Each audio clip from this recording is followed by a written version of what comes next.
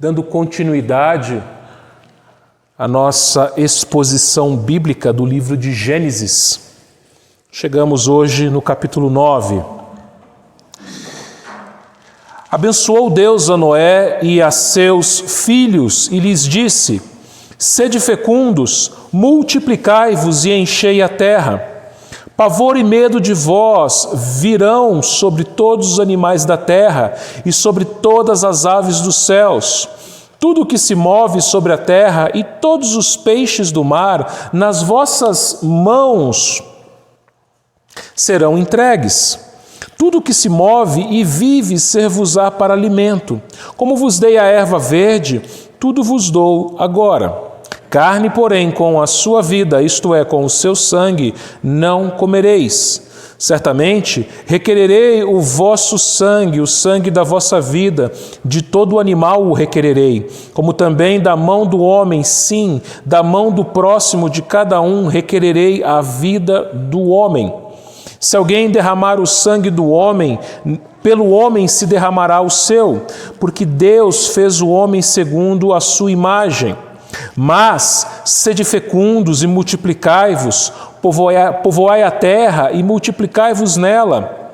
Disse também Deus a Noé e a seus filhos: eis que estabeleço a minha aliança convosco e com a vossa descendência, e com todos os seres viventes que estão convosco, tanto as aves, os animais domésticos e os animais selváticos que saíram da arca, como todos os animais da terra.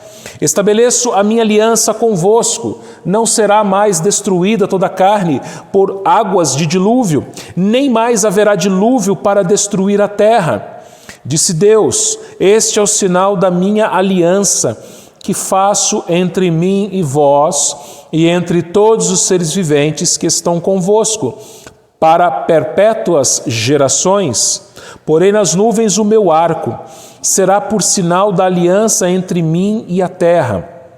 Sucederá que, quando eu trouxer nuvens sobre a terra, e nelas aparecer o arco, então me lembrarei da minha aliança, firmada entre mim e vós, e todos os seres viventes de toda a carne, e as águas não mais se tornarão em dilúvio para destruir toda a carne. O arco estará nas nuvens, vê-lo-ei e me lembrarei da aliança eterna entre Deus e todos os seres viventes de toda a carne que há sobre a terra. Disse Deus a Noé: este é o sinal da aliança estabelecida entre mim e toda a carne sobre a terra.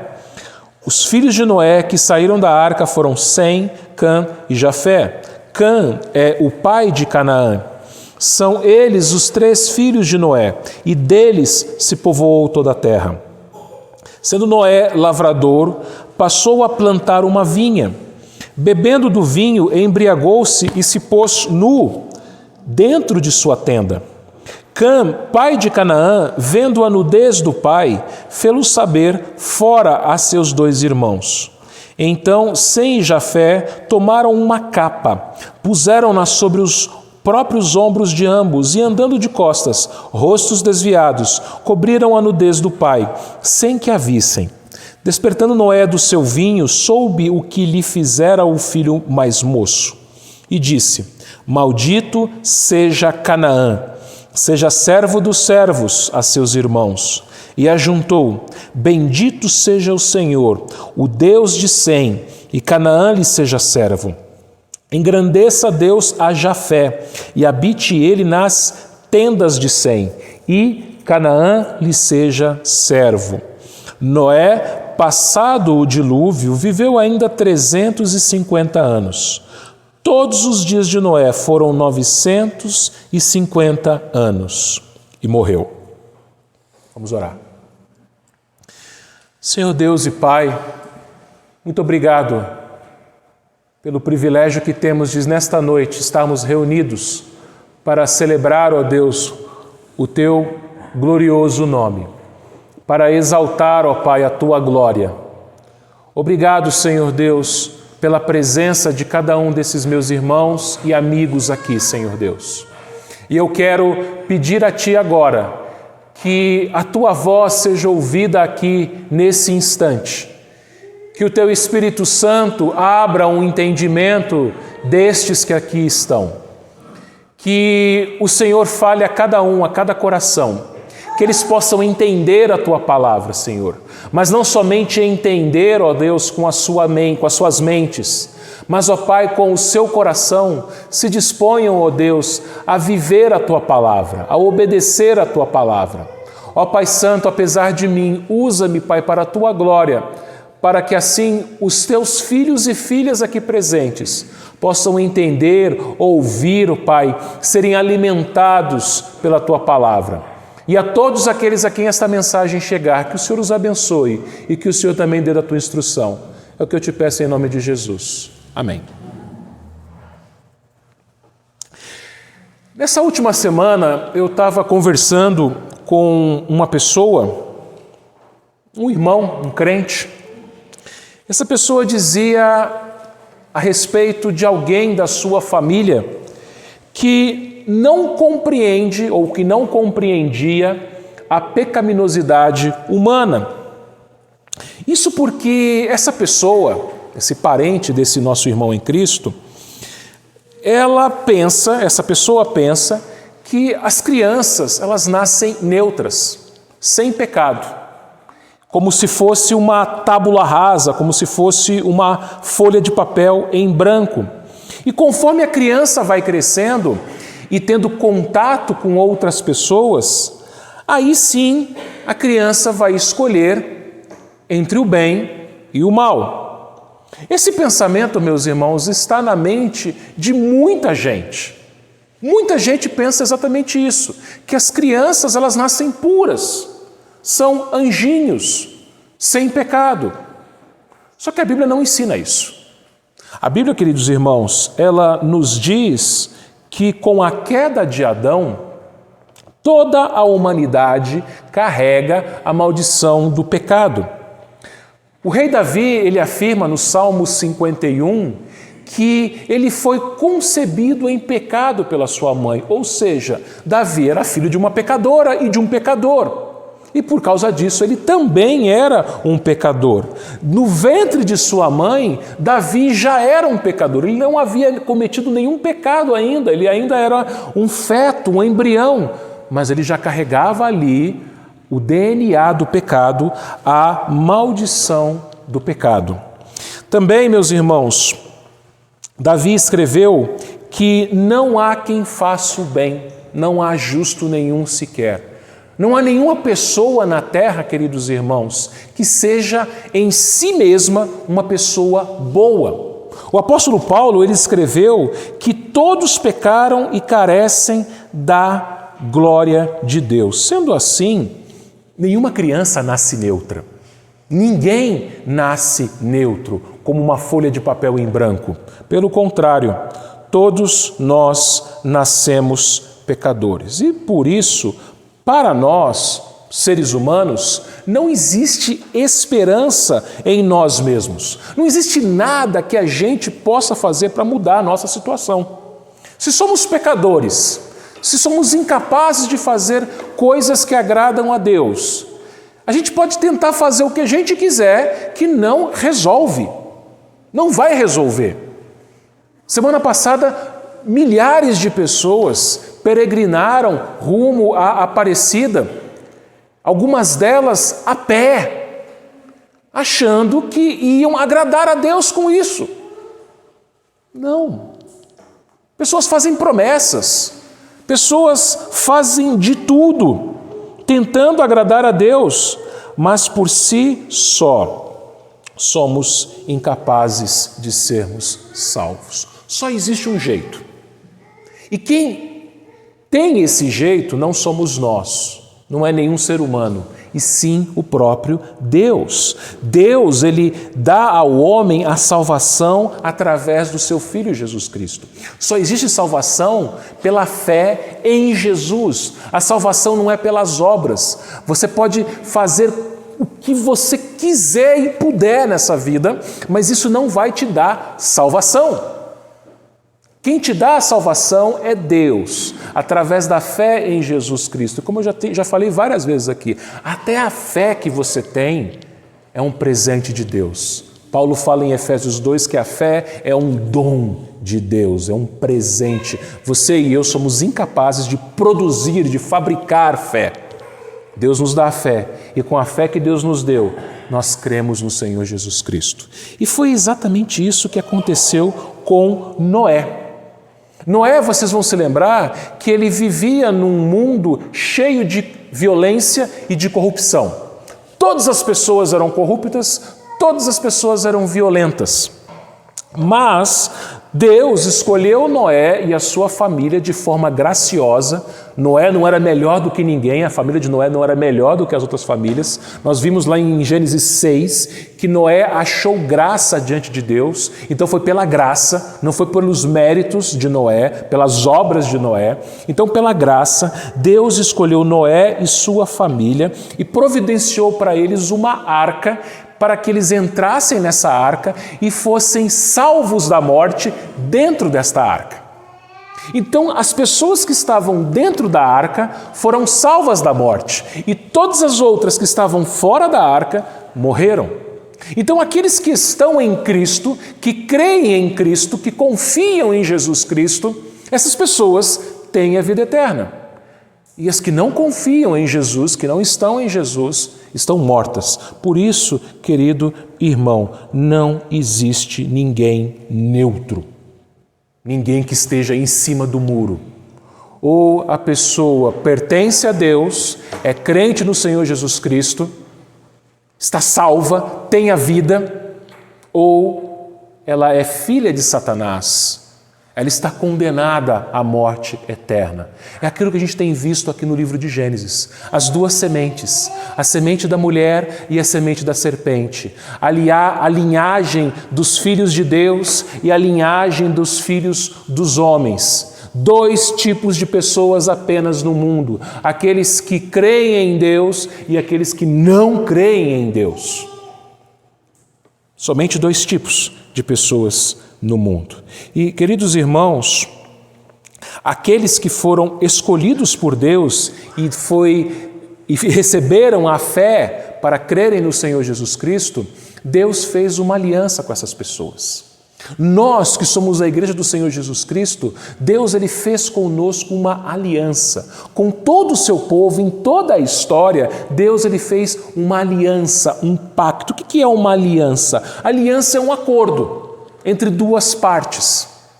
Então Deus ele fez um acordo, uma aliança, um pacto entre si mesmo e o seu povo.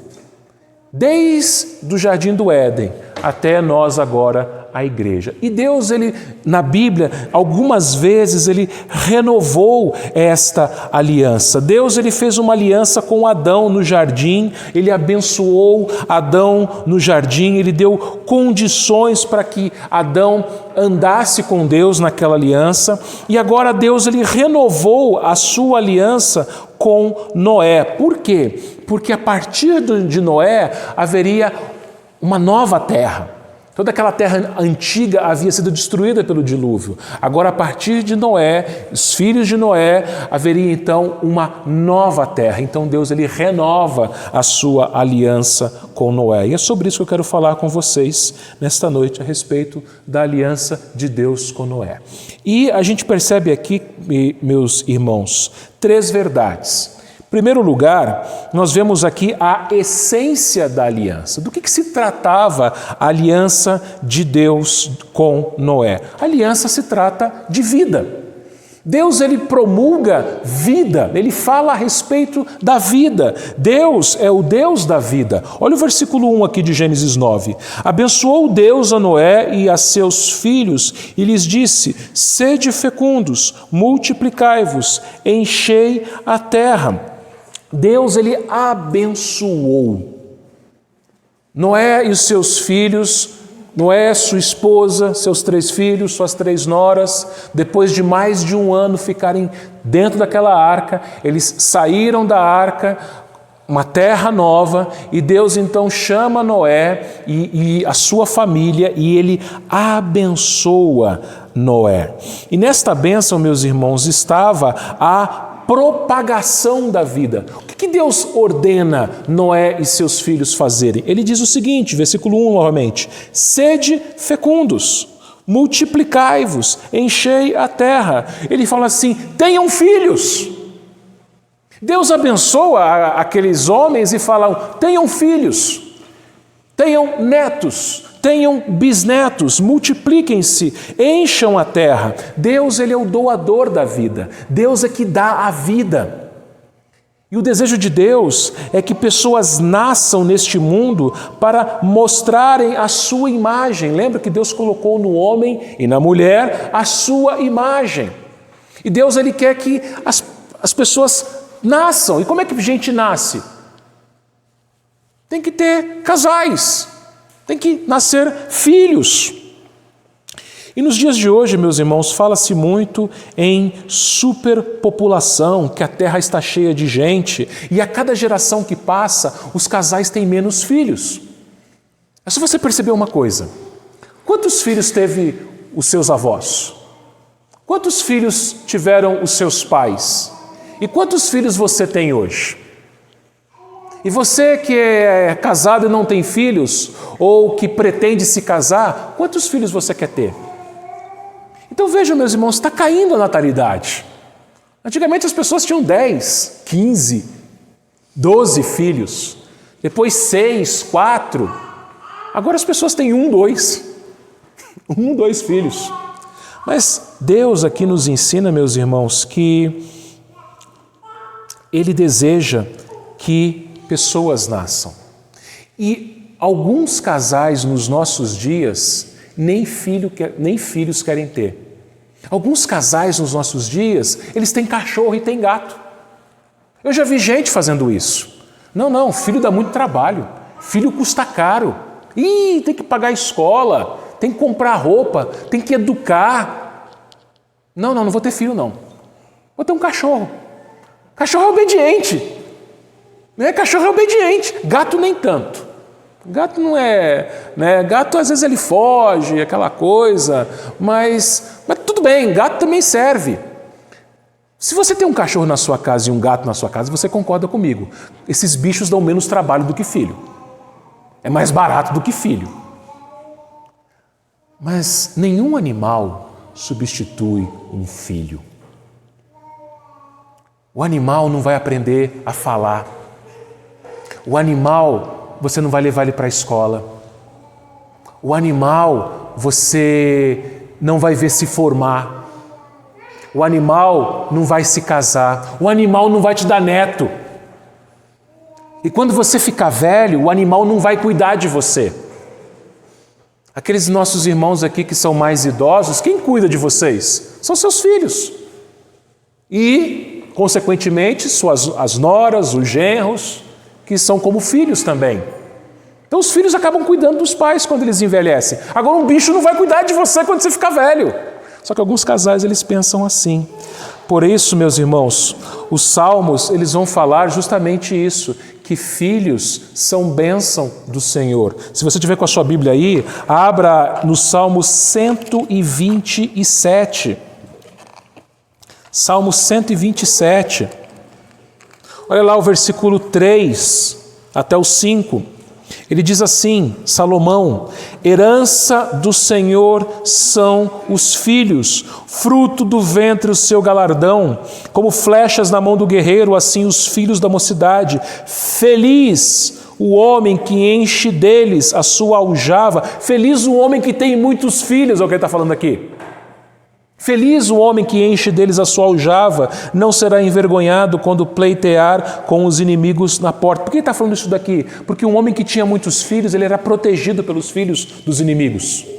Os filhos protegiam, cuidavam da família. Agora o Salmo 128, aí mesmo onde você está, Salmo 128, versículo 3. Tua esposa no interior de tua casa será como videira frutífera. Olha que comparação que ele faz. Que um homem abençoado tem uma mulher que tem que lhe dar filhos. É interessante que na Bíblia as mulheres estéreis imaginavam que elas eram amaldiçoadas por Deus. Você vai se lembrar, por exemplo, de Raquel. Raquel, esposa de Jacó.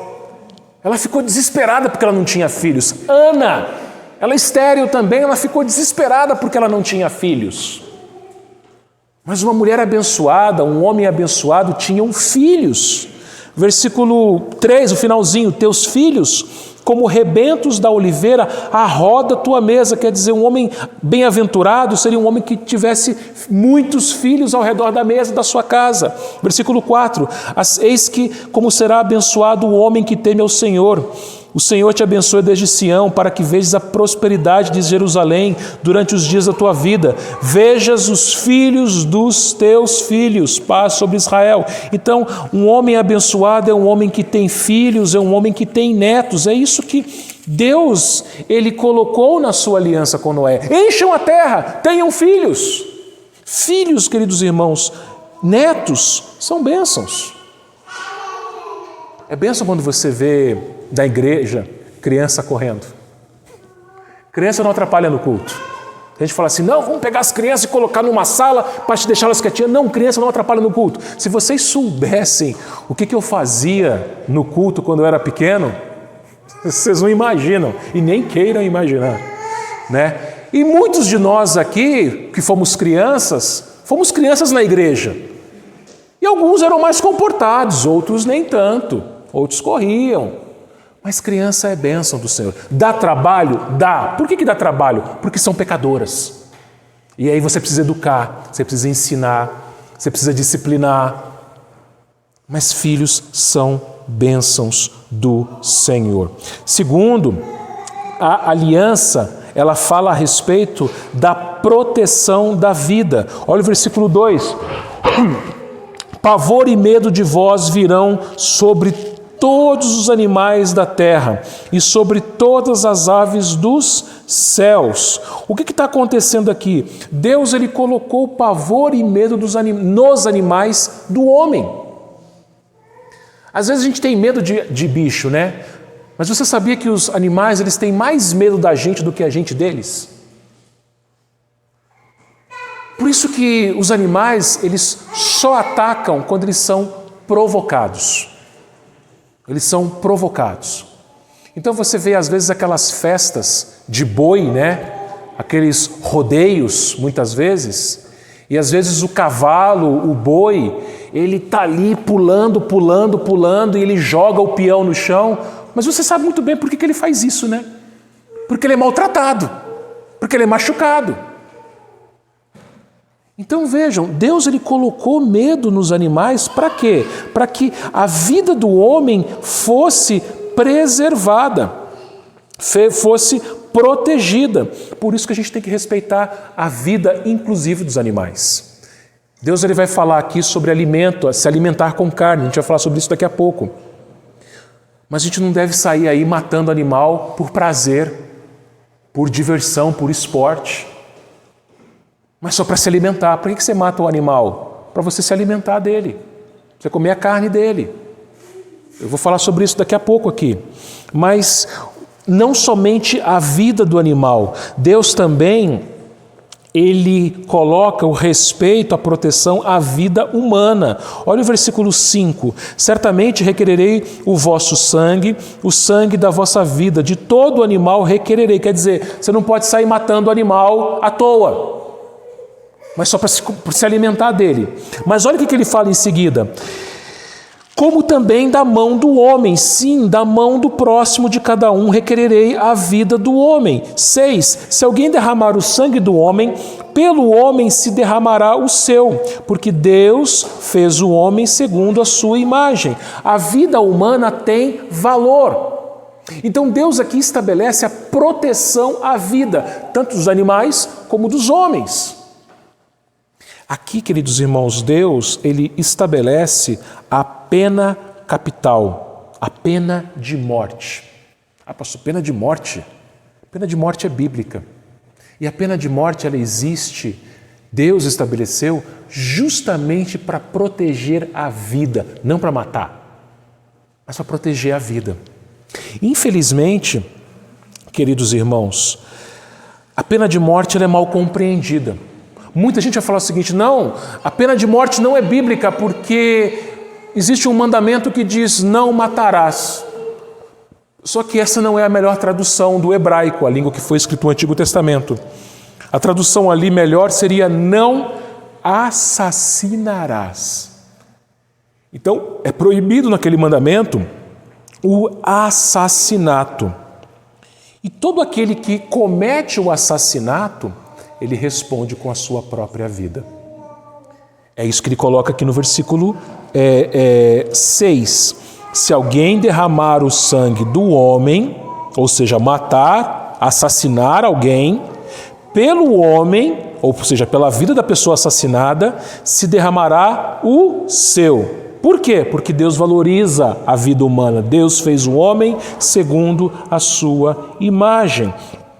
E Deus, ele mais tarde, ele estabelece leis. Lá na lei de Moisés, né, a lei civil de Israel, haviam várias leis a respeito da pena de morte, a respeito de punições aos assassinos.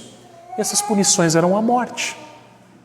E quando a gente chega no Novo Testamento, o apóstolo Paulo vai nos mostrar que Deus ele deu às autoridades humanas a função de executar esta lei, a pena de morte. Por isso que a gente não deve se vingar. Se alguém matar, você não deve se vingar, mas entregar para Deus, e Deus, através das autoridades, vai fazer o que tem que ser feito. Agora, infelizmente, no nosso país, isso não existe. Infelizmente, a pena de morte não existe no Brasil. Agora, percebe uma coisa comigo. Por não ter pena de morte no nosso país, a violência só cresce. Por quê? Porque se a pessoa mata, ela vai presa. Se não for flagrante, ela nem presa vai. Se for julgada e presa, ela vai ficar um tempo. Depois de um certo tempo, com bom comportamento, ela sai. E a outra vida não volta. Ou então ela presta serviços comunitários. Quantas pessoas, deixa eu dar um exemplo aqui. Quantas pessoas morrem todos os dias vítimas de acidentes de trânsito? Principalmente vítimas de motoristas bêbados. E você já viu um motorista bêbado que matou alguém ficar preso? Não. É impunidade. Impunidade. Agora, se houvesse uma lei no nosso país, você matou, você foi flagrado bêbado, você assumiu o risco e matou pessoas com o seu carro, com a sua moto, com o seu caminhão, ou através de uma arma, ou através mesmo das suas próprias mãos, o sujeito ia pensar duas vezes antes de matar alguém. O sujeito ia pensar duas vezes antes de encher a cara e sair dirigindo um carro. Ia. Mas porque existe impunidade, a vida humana, ela é desvalorizada. Deus, ele colocou a pena de morte, queridos irmãos, justamente para proteger a vida. E os governos que não fazem uso da pena de morte, ao contrário, eles não protegem a vida. A gente fica sujeito a assassinos. Mas em seguida, esse texto vai nos ensinar também que nessa aliança, Deus ele trata da sustentação da vida. Olha só o versículo 2, a segunda parte. Tudo que se move sobre a terra e todos os peixes do mar, nas vossas mãos serão entregues. 3. Tudo que se move e vive, ser-vos-á para alimento, como vos dei a erva verde, tudo vos dou agora. Quando Noé saiu da arca com sua família, o que tinha na terra? Nada. Não tinha lavoura, porque o dilúvio destruiu tudo. Não tinha pomar, porque o dilúvio destruiu todas as árvores. Não tinha verdura, não tinha legume, não tinha fruta, não tinha nada para comer. E até então, as pessoas comiam somente frutas, legumes e verduras, eram vegetarianas. Em Gênesis 9, versículos 2 e 3, surge a picanha, a alcatra, o contrafilé, aquela costela, Valtinho. Sabe aquela costela bem assada? Surge o leitão à pururuca, O frango assado. Você está ficando com água na boca, né? Você já jantou hoje? Se você não jantou, você está com água na boca, né? Aquele franguinho assado, cozido, aquela leitoa, aquele carneiro. Começa aqui. Deus fala assim, os animais, toma, para você comer. Então é bênção de Deus. Toda vez que você comer um churrasco agora, você vai lembrar disso aqui. Toda vez que você comer um frango, você vai lembrar disso aqui. Toda vez que você comer um torresminho, você vai lembrar disso aqui. Bênção de Deus. A carne para o alimento humano é bênção de Deus. Hoje existem pessoas que são vegetarianas ou veganas. Você sabe a diferença? O vegetariano é aquela pessoa que só come vegetais, mas ela come coisas que vêm de animal. Ela não come carne, mas ela come ovo, ela come mel, ela usa essas coisas dos animais. Esse é o vegetariano. Ela só não come carne. O vegano é pior. O vegano não come ovo, não come mel, não usa nada de couro. E desculpa do que eu vou falar aqui, é chato.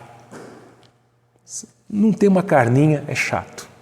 A não ser que a pessoa tenha alguma restrição alimentar, uma restrição médica, né? Mas a proteína animal, meus irmãos, ela é essencial para a nossa dieta.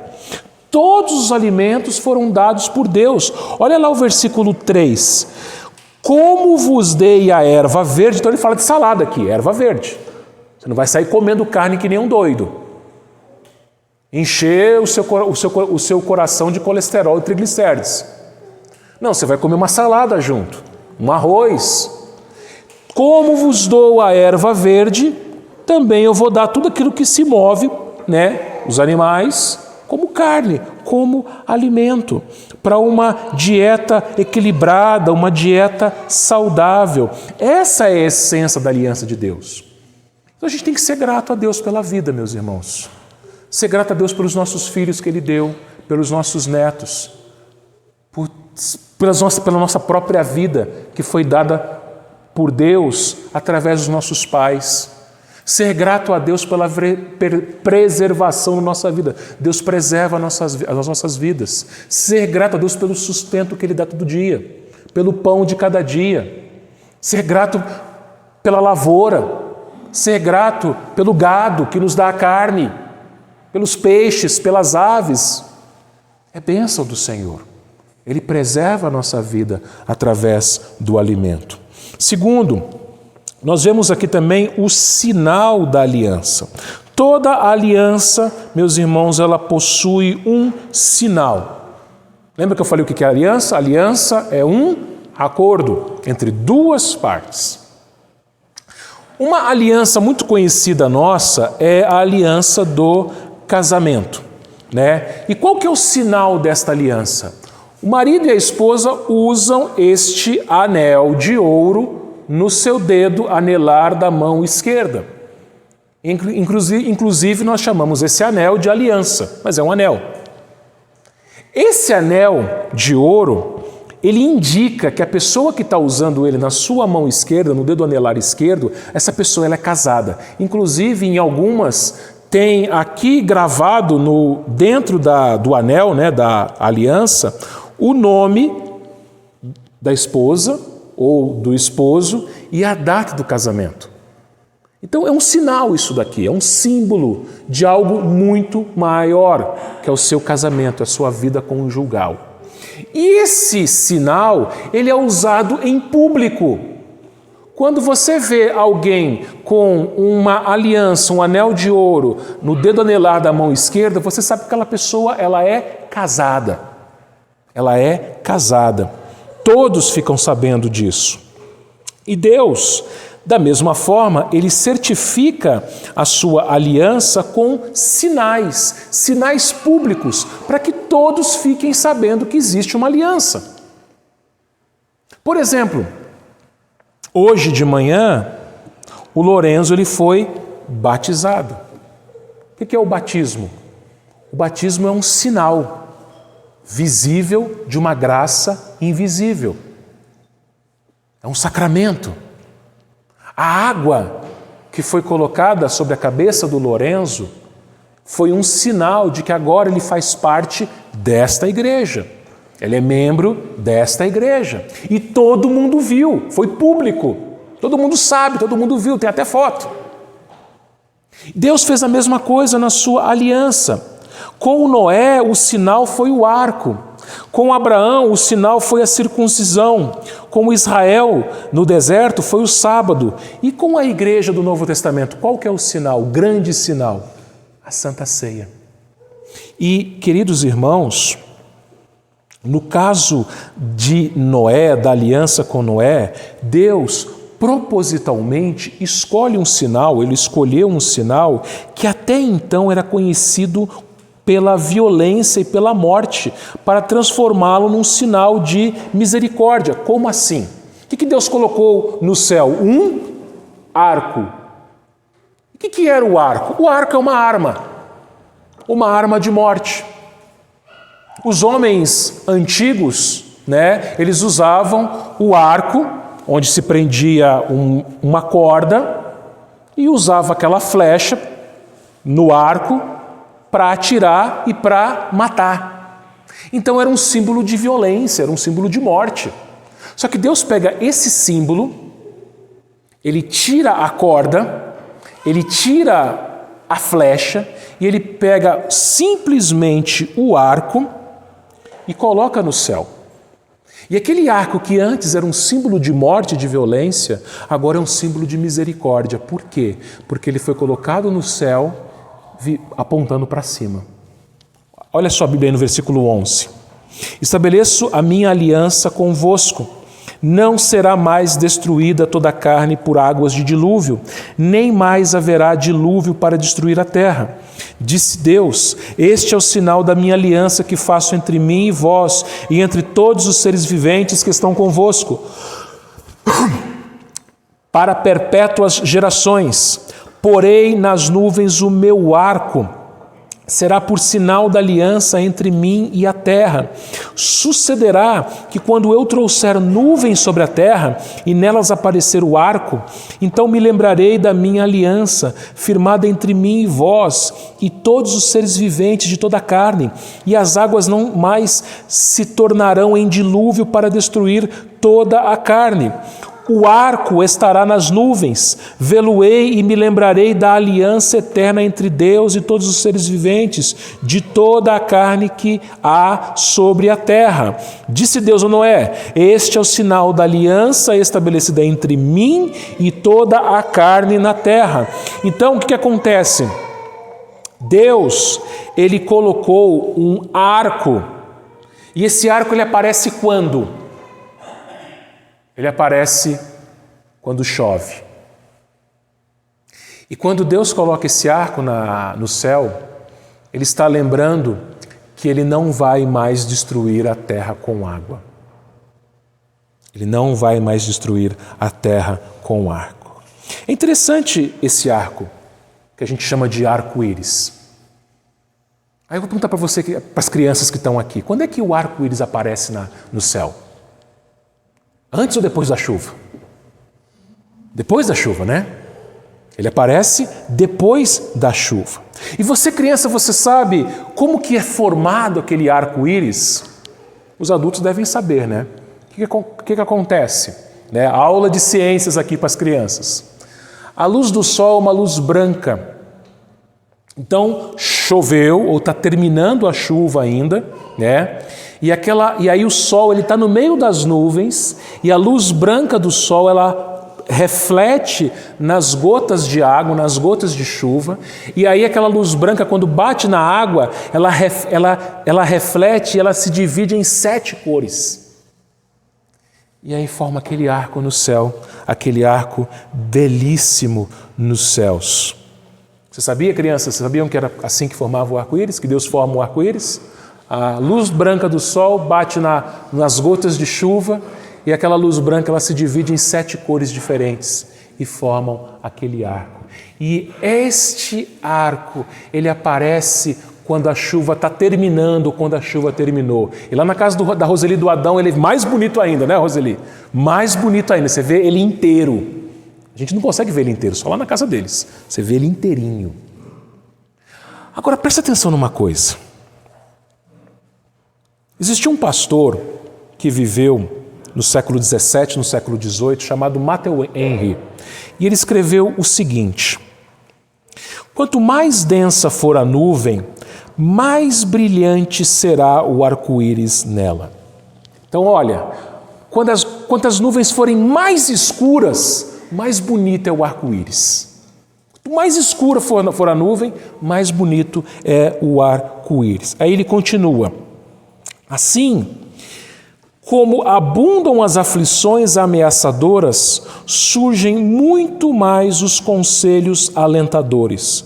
O arco-íris e o reflexo dos raios é o reflexo dos raios de sol que brilham sobre ou através das gotas de chuva. O que ele está falando aqui? Que assim como o arco-íris ele é mais bonito quando as nuvens são mais escuras, quando as nuvens na sua vida forem mais escuras, o brilho da glória de Deus se torna mais bonito.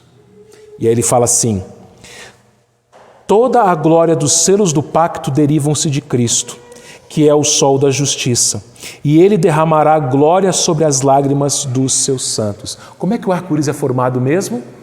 A luz branca do sol bate nas gotas de chuva, e das gotas de chuva saem as 7 cores e brilham no céu e embelezam o céu.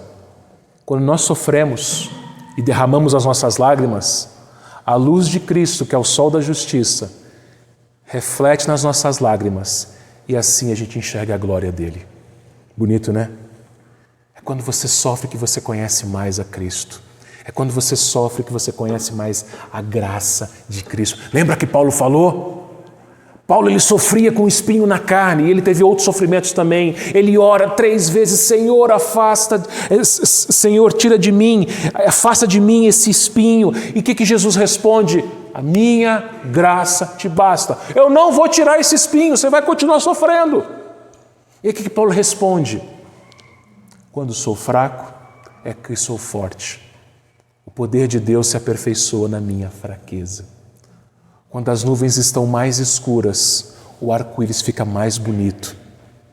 Quanto mais você sofre, mais a glória de Deus se manifesta na sua vida. A luz de Cristo ela bate nas suas lágrimas e ela reflete a beleza da glória e da graça do Senhor. É bonito isso. E é não só bonito, mas verdadeiro. Por quê? Porque lembra daquele último sinal da graça que eu falei, que é a Santa Ceia? Você lembra que o arco era um símbolo de morte? O arco era usado para matar. E agora o arco no céu, apontando para o céu, apontando para Deus, é um símbolo de misericórdia. Que Deus não vai mais destruir a terra com chuva. Pois bem, a Santa Ceia é a mesma coisa. Na Santa Ceia, nós comemos o corpo de Cristo e bebemos o seu sangue. Ou seja, na Santa Ceia a gente celebra a morte. Coisa horrível, né? Quando você participa da ceia, e a gente vai participar da ceia mês que vem, se Deus quiser. Vamos voltar com a Santa Ceia em novembro, se Deus quiser. Quando você participa da ceia, você está celebrando a morte de Cristo. Como assim a gente vai celebrar, festejar a morte de alguém? A gente celebra a morte de Cristo, meus irmãos, porque a morte de Cristo nos dá a vida. O arco era um símbolo de morte e passou a ser um símbolo de misericórdia. A cruz era um símbolo de morte e agora é um símbolo de salvação, de graça, de misericórdia. Por isso, queridos irmãos, celebremos a vida que recebemos através da morte de Cristo. Celebremos a misericórdia, o livramento do inferno, a salvação, o céu que Ele nos dá através da sua cruz. Quando você olhar para o arco no céu, e essa semana vai chover, a previsão é que tenha chuva nessa semana. Então, é bem possível que Deus coloque o seu arco no céu. Quando você olhar para o arco, lembre-se da misericórdia de Deus. Deus ele não vai destruir a terra de novo com água. Ele vai destruir com fogo, mas a gente fala sobre isso em uma outra ocasião. Ele não vai destruir mais a terra com água como ele fez com o dilúvio. E da mesma forma como o arco-íris brilha nas nuvens escuras, a glória do Senhor brilha no seu sofrimento, porque Ele te deu vida eterna através da cruz do seu Filho. E por fim, toda aliança ela tem bênçãos e maldições. Lembra, Deus, quando Ele fez a aliança com Adão, Ele abençoou Adão, mas Ele também disse que se Adão fosse desobediente, ele ia morrer. Adão podia comer de todos os frutos, de todas as árvores, mas se ele comesse do fruto da árvore do conhecimento do bem e do mal, ele ia morrer. A maldição. E Adão ele desobedeceu, e Adão então recebeu a maldição. E aqui em Noé nós vemos a mesma coisa.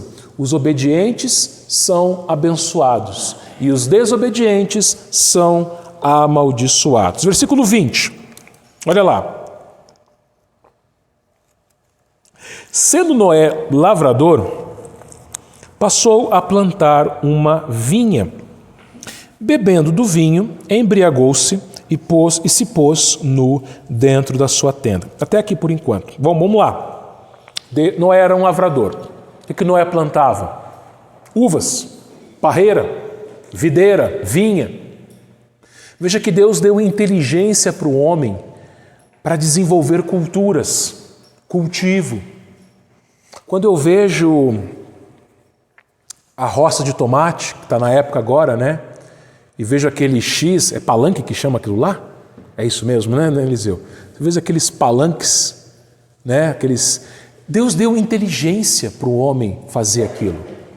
Deus deu inteligência para o homem puxar água e poder regar a terra. Deus deu inteligência para o homem inventar e fabricar o trator, o caminhão. Somos pessoas inteligentes. Deus deu inteligência para o homem pegar o tomate e fazer molho de tomate, fazer ketchup, fazer pizza, colocar tomate na pizza. Deus deu inteligência para o homem inventar essas coisas. Da mesma forma, Deus deu inteligência para Noé cultivar uvas e das uvas ele fazer o vinho, transformar o fruto da terra no vinho. E o vinho, na Bíblia, ele é símbolo de alegria e ele é símbolo de vida. Lá no Salmo 104, versículo 15, diz o seguinte, se você quiser abrir, puder abrir, Salmo 104, 15. Ele diz assim, o vinho, eu vou ler o 14 e 15. Fazes crescer a relva para os animais e as plantas para o serviço do homem, de sorte que da terra tire o seu pão.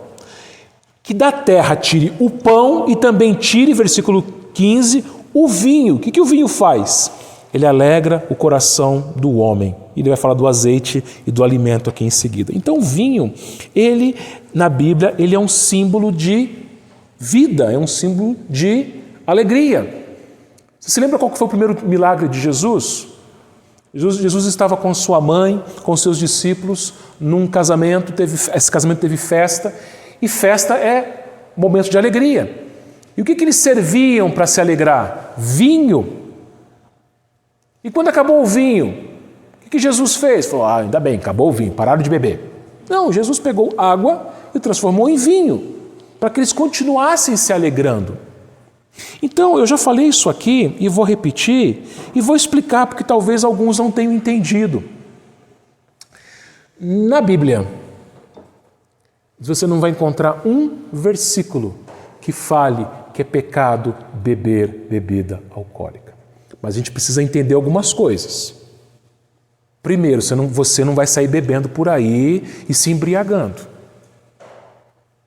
Depois, menor de idade não bebe. Além do mais, é crime. Menor de idade não bebe. O que a Bíblia fala? A Bíblia fala, meus irmãos, que apesar do vinho nos trazer alegria, ele deve ser usado com prudência, com cuidado, sem escandalizar outras pessoas. Provérbios 31, versículos 4 em diante, ele vai dizer o seguinte, Provérbios 31, 4.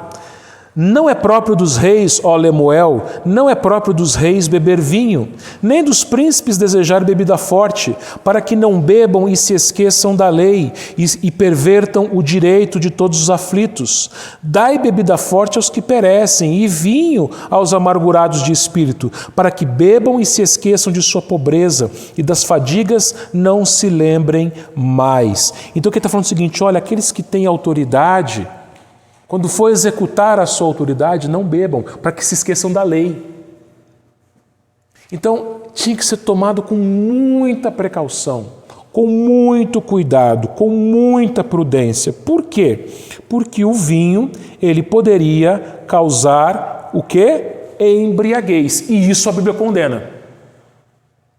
Isso a Bíblia condena. Isso é pecado. Embriaguez é pecado. E foi o que aconteceu aqui. Noé, ele bebeu o vinho e ele, versículo 21, embriagou-se. Ele não somente bebeu, ele bebeu e embriagou-se. E quando uma pessoa fica embriagada, ela é capaz de fazer coisas que ela não faria se estivesse sóbria. Dizem que o homem, quando bebe, fica corajoso. E tem um fundo de verdade isso. Porque um homem sóbrio, ele é mais cuidadoso. Ele não faria coisas que ele faria bêbado.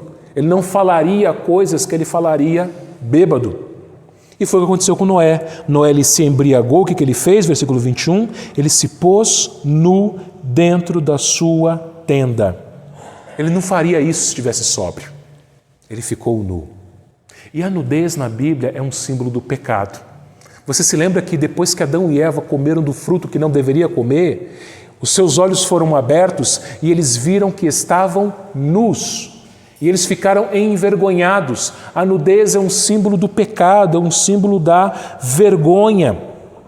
É um símbolo de exposição diante de Deus. E a mesma coisa aconteceu com Noé. Lembrem-se, Noé não era um homem que não tinha pecado, ele era um homem pecador. Ele foi salvo pela graça. Mas ele era pecador, e aqui a gente vê um pecado de Noé, a sua embriaguez. E o que acontece em seguida? Olha o versículo 22. Cã, pai de Canaã, vendo a nudez do pai, fê-lo saber fora a seus 2 irmãos. Cã era o filho mais novo de Noé. E o que Cã fez? Primeiro, ele invadiu a privacidade do pai. Nós lemos no versículo 21 que Noé se colocou nu dentro da sua tenda. Ele não saiu para a rua nu. Dentro da sua tenda, como se estivesse dentro do seu quarto, dentro da sua casa. O filho mais novo foi lá, entrou e viu. Só que acontece o seguinte. Esse viu aqui, alguns estudiosos do texto bíblico aqui vão dizer que Cã foi perverso. Ele foi curioso e também foi perverso. E alguns estudiosos vão chegar a dizer que Cã despertou no seu coração desejos homossexuais quando viu a nudez do seu pai. Perversidade. Tanto que ele não somente viu, ele olhou, ele foi curioso em entrar na tenda do pai, ele viu, ele olhou e ele foi correndo contar para os irmãos. Ele não tratou de proteger o pai, ele não tratou de cuidar do pai, mas ele foi fofocar. Foi falar para os irmãos, olha o pai, olha o que ele está fazendo. Cã, ele foi perverso. Cã, ele não honrou o seu pai. Agora, os outros filhos de Noé fizeram o contrário. Diz o versículo 23 que Sem e Jafé tomaram uma capa, puseram sobre os próprios ombros de ambos e, andando de costas, rostos desviados, cobriram a nudez do pai sem que a vissem. Eles foram cuidadosos. Eles não olharam, eles foram, diz aqui que eles puseram sobre os ombros e andaram de costas. Então você imagina Sem e Jafé de costas com uma capa para não olhar para a nudez do pai, cobriu a nudez do pai, protegeu o pai, honrou o pai. não se aproveitaram da fragilidade do pai, do pecado do pai. Mas o pai estava em pecado. Mas eles honraram o pai. Mesmo se seu pai e sua mãe forem pecadores, e eles são. Mesmo que eles não sejam crentes, você tem que honrar seu pai e sua mãe. Mesmo que eles pequem, você tem que honrar seu pai e sua mãe. Noé estava pecando, embriagado, mas Sem e Jafé foram e protegeram seu pai, honraram seu pai, ao contrário de Cã, que foi perverso, que foi fofoqueiro, que foi desonroso. E, meus irmãos, da mesma forma, Deus ele providenciou vestimentas de peles de animais para cobrir a nudez de Adão e Eva. Lembra? Adão e Eva também se viram nus. Deus ele providenciou roupas de peles de animais para cobrir as vergonhas de Adão e Eva. E Deus ele providenciou também vestiduras brancas para cobrir a nudez do nosso pecado. Olha lá Apocalipse 19, para você ver uma coisa. Apocalipse 19, versículos 7 e 8, diz assim: Alegremo-nos, exultemos, demo-lhes a glória, porque são chegadas as bodas do Cordeiro, cuja esposa a si mesma já se ataviou, pois lhe foi dado vestir-se de linho finíssimo, resplandecente e puro, porque o linho finíssimo são os atos de justiça dos santos. Deus cobriu o nosso pecado com a sua justiça. Estávamos condenados, cheios de vergonha do nosso pecado. E Deus nos cobriu com o sangue de Jesus, lavou as nossas vestes e somos agora vestidos com roupas brancas mais alvas do que a neve. O branco, ele significa pureza. Os nossos pecados foram perdoados, foram limpos. A noiva, quando se casa, ela se casa de branco. A noiva de Cristo é a igreja. E os crentes, quando se encontrarem com Cristo, estarão de branco, puros, com seus pecados perdoados, cobertos das suas vergonhas. Noé, ele foi coberto. E Noé despertou, versículo 24. E quando ele despertou, ele soube o que aconteceu, o que Cã tinha feito. E o que Noé faz no versículo 25? Ele diz: Maldito seja Canaã e seja servo dos servos a seus irmãos. Veja, Noé ele não promulga a maldição sobre Cã, mas sobre o neto, sobre o filho de Cã, Canaã. Ou seja, Noé promulga a maldição sobre a descendência de Cã. Lembra os dois tipos de pessoas na Bíblia? Ou no mundo, os que amam a Deus e os que não amam a Deus. Cã amava a Deus? Não, ele desonrou seu pai. Teve desejos perversos, foi fofoqueiro. E a sua descendência foi maldita. E quem que era a descendência de Cã?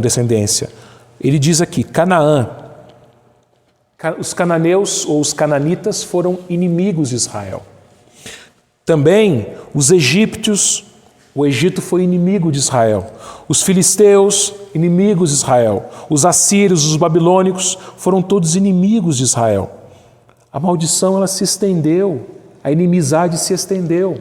Depois ele promulga a sua bênção sobre Sem e sobre Jafé, que foram os filhos que honraram a ele.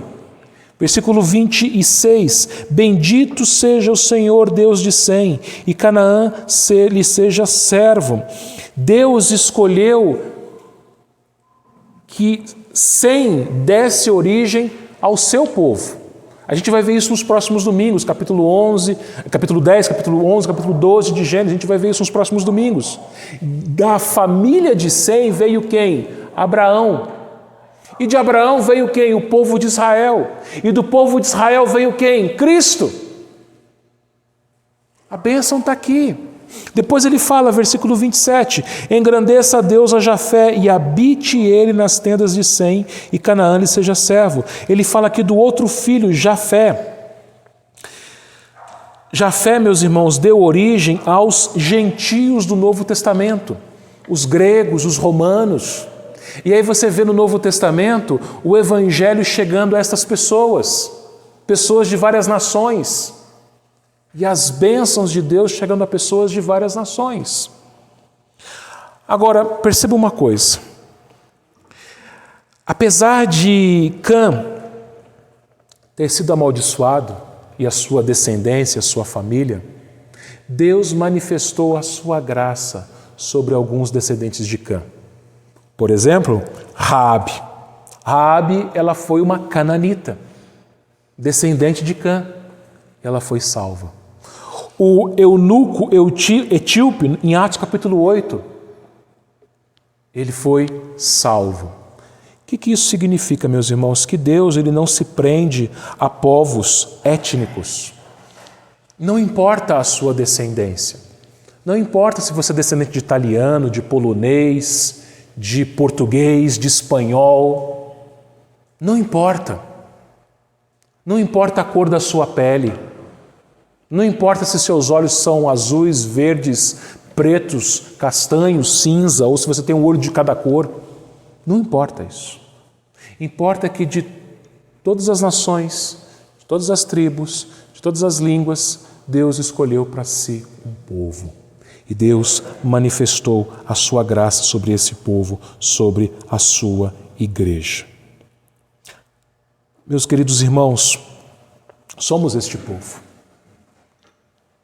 Viemos, alguns de nós, de lugares diferentes, mas somos o povo de Deus. E como eu disse no início do culto, a igreja de Deus, ela está espalhada pela face da terra.